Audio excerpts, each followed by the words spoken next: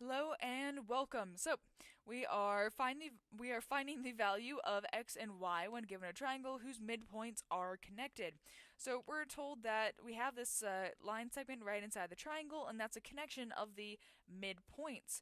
And we can tell that those are midpoints there because we see these little dashes here on the side. So single dashes are congruent to single dashes, meaning that these are the same length, and double dashes to double dashes, so those are the same length, meaning that there are 2 points here that are congruent to, that create congruent sides, in other words, midpoints. Okay, those are your midpoints right there. All right, so that is what we're given, and then we're solving for x and y here. All right, so let's solve for x first, because that uses the midpoints. So we see 5x is the length of that segment there. And then we also know another side of the triangle. We know the entire hypotenuse here is 56.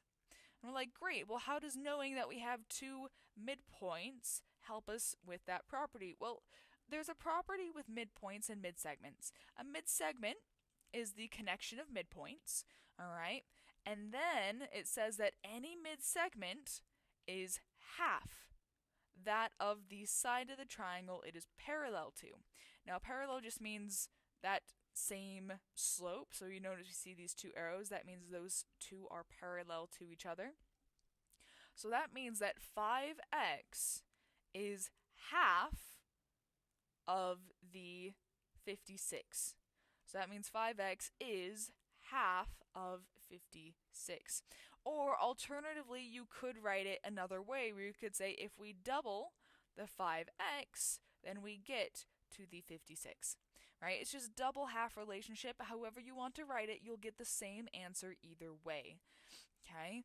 I prefer not working with fractions. This top one wouldn't be bad because you can take half of 56. It's an even number, right? But I like using the double property. I like doubling the smaller to get the larger. So I'm going to say, okay, 2 times 5 is 10, so 10x equals 56, and undo multiplication with division. So then x equals 56 tenths, right? That will simplify a little bit further.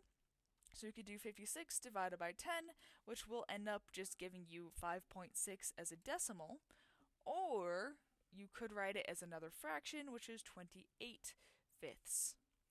Okay? It doesn't necessarily say how it wants our answer, so you could just put the simplified fraction 28 fifths in there, but if it does want the decimal, then you could just say 5.6. Okay, either or. Okay, and then we have the value of y. That's how we solve for x, so now let's solve for y.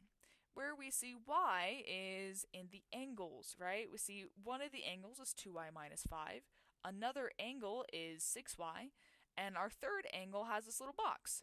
Remember, any box you see there is a right angle, which by definition means it is 90 degrees.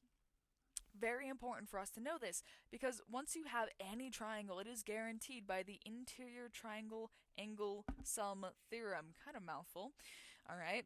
That all of the angles of a triangle, all of the angles are going to add up to 180 degrees.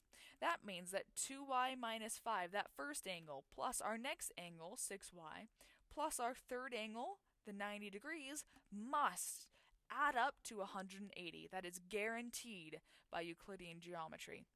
Okay, so once we know that, solve for y, right? There is your relationship. That is how y relates to everything in your triangle. So now you can just combine like terms and solve, right? 2y and y or 6y are like terms, so that's 8y.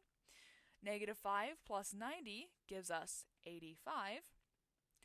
So then we would just solve for y. So subtract 85 both sides, and we get 8y equals 95.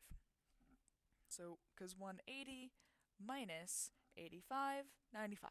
And then we take that number and we're going to divide by 8, undo multiplication with division, and then we get y equals 95 over 8, which doesn't simplify, so you can just leave that as 95 over 8. Or if you wanted the decimal, this decimal actually isn't too bad either. It's 11.87, 75. Okay? And that's as crazy as it gets. That's solving for x and y. So just keep an eye on those when you're going through these. Thanks for watching.